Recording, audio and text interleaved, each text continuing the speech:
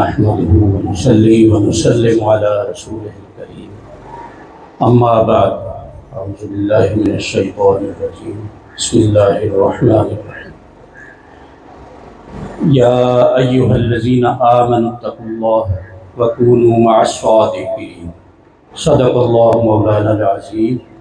وبلغنا رسوله الكريم۔ اسٹیج پر موجود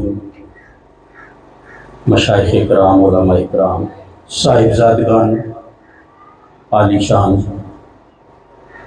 تمام سنگیان و برادران طریقت، آپ سب کو السلام علیکم ورحمۃ اللہ وبرکاتہ۔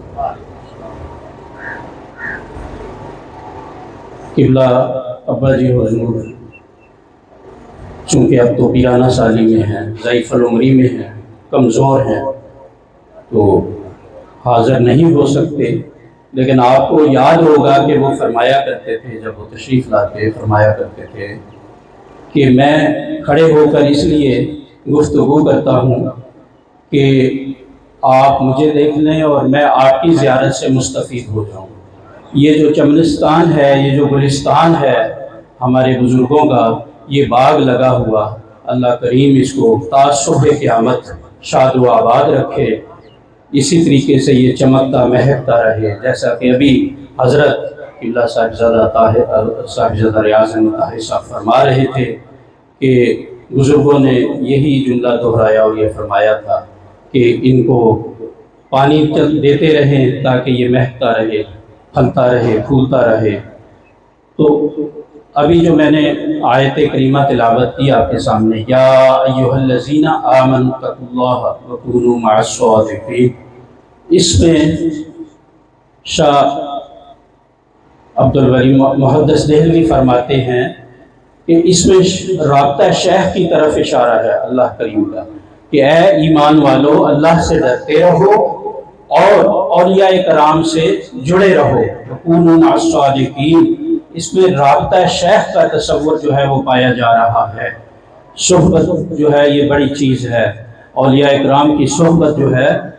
اس کو معمولی چیز نہ سمجھا جائے۔ شہنشاہی ولایت مولانا جلال الدین رومی، جن کے مزار اقدس پر حضرت صاحبزادہ صاحب کافی دفعہ حاضری دے چکے ہیں، ان کا فرمان عالی شان ہے، یک زمانہ صحبت با اولیاء، بہتر از صد سالہ عبادت طاعت بے ریا، کہ اولیاء اکرام کی صحبت کے چند لمحات جو ہیں وہ 100 سال کی طاعت بے ریا، عبادت بے ریا سے بہتر ہے۔ آپ اندازہ کیجئے کہ اگر چند لمحات جو ہیں وہ اس قدر بہتر ہو سکتے ہیں کہ 100 سال کی عبادت بے ریا سے بہتر ہیں، تو جن کو جو ہے یہ صحبت بے شمار لمحات میسر ہوں، ان کا عالم کیا ہوگا۔ میں آپ کے سامنے اپنے بزرگوں کی اس صحبت کے سلسلے میں ایک دو واقعات جو ہے بتاتا ہوں، چونکہ ٹائم قلیل ہے، تو میں نہ تو واعظ ہوں، نہ عالم ہوں، نہ صوفی ہوں، بس آپ سے گفتگو کا حکم ہے، تو چند الفاظ میں آپ کو ایک دو واقعات صرف محض ہماری تعلیم و تربیت کے لیے اور آئندہ نسلوں کی اصلاح کے لیے بیان کرنا چاہتا ہوں، چونکہ اس بندہ عاجز کو بھی اپنے ان بزرگوں کی صحبت میسر رہی، الحمدللہ ثم الحمدللہ۔ قبلہ ابا جی حضور فرمایا کرتے ہیں کہ ایک مرتبہ ہمارے روحانی جد امجد محبوب سبحانی قطب ربانی حضرت سیدنا شیخ احمد سرہندی فاروقی مجددی، ان کی اولاد میں سے حضرت خواجہ ابوالحسن زید فاروقی مجددی ایک بہت بڑا نام ہے رحمہ اللہ تعالی علیہ۔ ایک مرتبہ وہ قبلہ ابا جی حضور کے ہمراہ ادھر پاک پتن شریفی تشریف لا رہے تھے، تو ابا جی حضور کے ساتھ گاڑی میں دوران سفر قبلہ والد گرامی نے موقع کو غنیمت سمجھا اور راستے میں عرض کیا کہ جیسا کہ آپ کو معلوم ہوگا کہ ان میں جلالی رنگ پایا جاتا تھا، حضرت مجددی رحمۃ اللہ علیہ، حضرت ابوالحسن زید فاروقی مجددی رحمۃ اللہ علیہ میں فاروقی رنگ بھی موجود تھا، مجددی رنگ بھی، جلالی رنگ موجود تھا، تو آپ بڑی جلالی طبیعت کے مالک تھے، ان کے سامنے بولنے سے پہلے 100 دفعہ توڑنا پڑتا تھا، لیکن قبلہ ابا جی حضور نے موقع کو غنیمت سمجھا اور راستے میں عرض کرنے لگے کہ حضور ابھی یہاں پر تو اس دنیا میں ہم کبھی پاک پتن شریف جا رہے ہیں، کبھی جہلم جا رہے ہیں، کوٹلی جا رہے ہیں، بھیرا شریف جا رہے ہیں، تو حضرت یہ فرمائیے کیا روز محشر بھی ہمارا ساتھ ہوگا اسی طرح؟ موقع کو غنیمت سمجھا۔ تو حضرت کا جواب جو ہے قبلہ ابا جی حضور کی زبان سے میں عرض کرتا ہوں، قبلہ ابا جی نے فرمایا کہ آپ اس طرح فرمانے لگے بلا توقف، کوئی توقف نہیں فرمایا، اور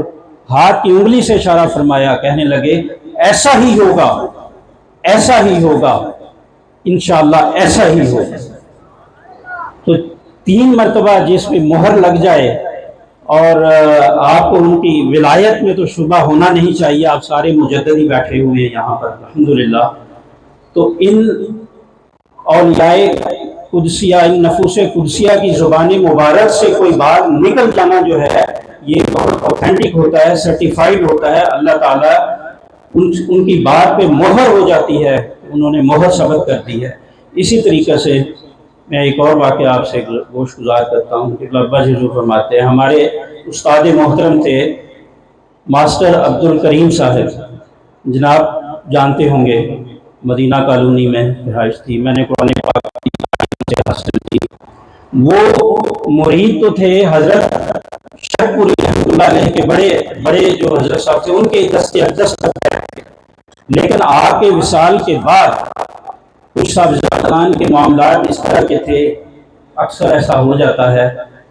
تو آپ نے اس کے بعد وہاں پر جانا موقوف کر دیا، اور یہاں پر ہی اسی سلسلے میں قبلہ ابا جی حضور کے ساتھ صاحبزادہ نقشبند صاحب کی صحبت میں اور قبلہ بڑے حضرت خواجہ قاضی محمد صادق رحمۃ اللہ علیہ کی صحبت اختیار فرمائی، اور وصال تک، اپنے مرتے دم تک یہ صحبت برقرار رکھی۔ اور وہ فرماتے ہیں کہ ایک مرتبہ ان کے ہمراہ گانگ شریف، آپ نے سنا ہوگا، وہ بھی شرپور شریف والوں کے خلیفہ تھے، گانگ شریف والے، ان کے پاس زیارت کے لیے اور حاضری کے لیے، تو ماسٹر عبد الکریم صاحب تو ان سے باتیں کرتے رہے، اپنے مسائل بتاتے رہے، جیسا کہ عموماً ہوتا ہے، یہ مسئلہ ہے، یہ مسئلہ ہے، حضرت دعا فرما دیں۔ تو جب وقت رخصت، انہوں نے قبلہ ابا جی کی طرف نگاہ فرمائی اور فرمایا کہ آپ بھی کچھ کہیں، آپ بھی کوئی مسئلہ بتائیں، آپ کیا چاہتے ہیں؟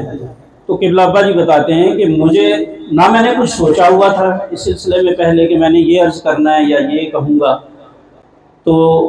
میرے جو دل میں آئی میں نے یہ عرض کر دیا کہ حضرت میری تار اللہ سے جوڑ دیں۔ تو وہ بڑے پہلے تو فرمانے لگے، بڑے حیران ہوئے کہ کوئی ایسا بھی آتا ہے ہمارے پاس کہ جو اللہ سے تار جوڑنے کی بات کرتا ہے، مسائل تو سب بتاتے ہیں۔ ایک قدرتی بات ہے، قبلہ حضرت صاحب کوٹلی والے بھی یہی فرمایا کرتے تھے کہ ہمیں یہ چاہت ہی رہتی ہے کہ کوئی آ کے ہم سے اللہ کا راستہ پوچھے۔ تو جب قبلہ والد گرامی نے عرض کیا کہ میری تار اللہ سے جوڑ دیں، تو انہوں نے آگے سے فرمایا کہ اللہ اللہ کرتا جا، تار اللہ سے جڑ جائے گی۔ تو بس پھر ہمارے بہت سارے یہاں پہ جو بزرگ ہیں اور بھائی ہیں وہ جانتے ہیں کہ وہ پھر حضرت نے یہاں پہ صحبت نے کیسے ان کی تار اللہ سے جوڑی، کہ ان کا دل ہم نے کبھی بند ہوتے نہیں دیکھا اللہ اللہ کے علاوہ کرتے ہوئے، چاہے جاگ رہے ہوں چاہے سو رہے ہوں۔ تو یہ حالات ہیں اللہ والوں کی صحبت اختیار کرنے کے۔ تو اللہ کی صحبت جو ہے یہ وہی بات مولانا جلال الدین رومی والی کہ یک زمانہ صحبت با اولیاء، بہتر از 100 سالہ اطاعت بے ریا۔ چونکہ ہم انتظار میں ہیں جگر گشائے غزالی زمان کے، تو میں ایک دو باتیں اور عرض کر دیتا ہوں اس موقع سے فائدہ اٹھاتے ہوئے۔ حضرت خواجہ سلطان ابراہیم بن ادھم، ان کا ایک واقعہ منقول ہے کتاب سیر الاقطاب میں۔ آپ فرماتے ہیں کہ آپ ایک دفعہ ایک پہاڑ ہے جبل ابو قبیس، اس کی چوٹی پر اپنی سنگی ساتھیوں کے ساتھ گفتگو میں مصروف تھے، اور فرما رہے تھے کہ ایک ولی اللہ اگر پہاڑ کو یہ حکم دے کہ چلنا شروع کر دے تو پہاڑ چلنا شروع کر دیتا ہے، اور وہ پہاڑ جو ہے چلنا شروع ہو گیا جبل ابو قبیس۔ تو آپ نے اس کے اوپر پاؤں مارا کہ رک جاؤ ابو قبیس، میں نے تو صرف ایک مثال کہا تھا، میں نے تمہیں حکم نہیں دیا، میں نے تو مثالاً عرض کیا تھا کہ اگر ایک پہاڑ جو ہے اس کو ایک ولی اللہ بھی حکم دے تو وہ چلنا شروع کر دیتا ہے، جبکہ یہاں پر یہ عالم ہے کہ چھوٹی چھوٹی چونچوں والے ایسی ایسی ہستیوں پر انگلیاں اٹھانا شروع کر دیتے ہیں۔ آج ہمارے اسلاف کا طریقہ نہیں ہے کسی کے اوپر تنقید کرنا، ہمارے نہ بزرگوں کا طریقہ ہے، لیکن یہاں پر ہم یہ بات کہنے پر آج مجبور ہیں کہ ایسے ایسے لوگ ایسی بلند پایا ہستیوں کے اوپر انگلیاں اٹھا رہے ہیں کہ جن کا اپنا کوئی قد کاٹ نہیں ہے، اور وہ ایسے غلاموں کا یہ حال ہے۔ ہم تو یہ کہتے ہیں کہ یہ غلاموں کا یہ حال ہے، تو شیوخ کا عالم کیا ہوگا؟ شیوخ کا عالم یہ ہے تو اولیاء کا عالم کیا ہوگا؟ اولیاء کا عالم یہ ہے تو کتاب کا عالم کیا ہوگا؟ کتاب کا عالم یہ ہے۔ اغیاث کا عالم کیا ہوگا؟ اغیاث کا عالم یہ ہے تو صحابہ کا عالم کیا ہوگا؟ صحابہ کا عالم یہ ہے تو اہل بیت کا عالم کیا ہوگا؟ یاروں کا عالم کیا ہوگا؟ پھر یعنی غار کا عالم کیا ہوگا؟ انبیاء کا عالم کیا ہوگا؟ اور سب سے بڑھ کر یہ کہ سرور انبیاء کا عالم کیا ہوگا؟ آج چھوٹی چھوٹی چونچوں والے ایسی ایسی ہستیوں پر انگلیاں اٹھا رہے ہیں۔ اللہ تعالیٰ ان کو ہدایت سے عطا فرمائے۔ حضرت سیدنا مجدد الفسانی کا ایک واقعہ منقول ہے کہ آپ جب گوالیار کے قلعہ میں آپ کو قید کر دیا گیا تو آپ کے خلفاء بھی ہمراہ تھے۔ آپ کے خلفاء اور آپ کے مریدین جو ہے جب جمعہ کی نماز کا وقت ہوتا تو آپ وہ بلند بالا جو ان کی دیواریں تھیں قلعے کی وہ بلانتے اور جمعہ ادا کر کے واپس آ جاتے۔ آپ نے ان کو منع فرمایا، آپ نے فرمایا کہ ہم یہاں اچھل کود کرنے یا کرامات دکھانے نہیں آئے، ہمارا یہاں ایک آنے کا مقصد ہے، ہمارا بلند پایا عرفہ مقصد ہے، لہذا یہ کرامات اور اچھل کود بند کر دو۔ تو مقصد یہ ہے کہ یہ جو ہستیاں ہیں اولیاء کرام، یہ انٹینشنلی کرامات کا ظہور نہیں کرتی، یہ اللہ تعالیٰ کی طرف سے ان کا ظہور ہو جاتا ہے، یہ من جانب اللہ ہوتا ہے، بلکہ یہ اپنے آپ کو پردوں میں چھپاتے ہیں، اپنی کرامات کو چھپا کر رکھتے ہیں۔ یہ جو کرامات واقعہ ظہور ہو جاتی ہیں یہ من جانب اللہ ہوتی ہیں، یہ حکمت کے تحت ہوتی ہیں، اللہ کے اذن سے ہو جاتی ہیں، یہ انٹینشنلی یا دانستہ طور پر یہ کرامات نہیں کرتے۔ ہاں جعلی صوفیہ کا عالم اور ہے، اب پتہ ہے وہ تو پھیلاتے ہی جو ہے وہ کرامات ہیں۔ ایک مرتبہ ہمارے حضرت کوٹلی ایک کوئی بندہ آیا تو 2-4 دن اس نے گزارے اور اجازت چاہی کہ میں تو جا رہا ہوں، آیا تو تھا کہ یہاں پہ بے شمار کرامات ہوں گی، بڑا نام سنا تھا حضرت کا، بے شمار جو ہے مریدین ہیں، لیکن میں تو 2-3 دن میں یہاں کوئی کرامت نہیں دیکھی۔ آپ نے مسکرائے تبسم فرمایا، آپ نے کہا ٹھیک ہے آپ جا تو رہے ہو، لیکن ایک بات بتاتے جاؤ کہ آپ نے یہاں 2-3 دن جو قیام کیا ہے کوئی ایسی چیز آپ نے خلاف شرع بھی دیکھی ہے یہاں پر؟ تو وہ سوچا، اس نے سوچ کے کہا نہیں حضرت ایسا تو کوئی میں نے چیز نہیں دیکھی جو خلاف شرع ہو۔ تو پھر حضرت نے کہا اس سے بڑی کرامت اور کیا توقع کرتے ہو؟ آج کے اس دور میں پھر اس سے بڑی کرامت اور کوئی ہے؟ لہٰذا میرے سنگی ساتھیوں، ہمیں کرامات کی طرف توجہ نہیں کرنی چاہیے، ہمیں جو ہے اتباع رسول کی طرف، ان بزرگان دین کی جو اتباع ہے اس کی طرف توجہ کرنی چاہیے، اور تاکہ ہم ان کی جو فیوز و برکات ہے وہ پا سکیں۔ وما علینا الا البلاغ۔